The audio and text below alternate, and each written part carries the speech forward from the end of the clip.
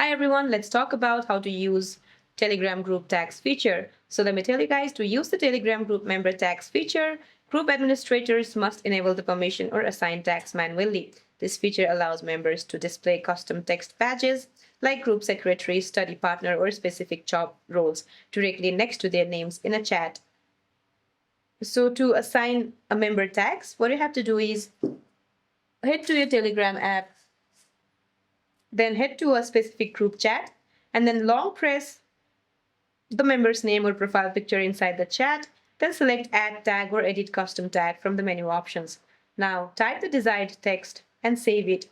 Now to enable members to create their own tags, if you want to let community members choose and edit their own personal text tags, tap the group name at the top of the chat to open the group profile page, and then tap the edit button or the pencil icon.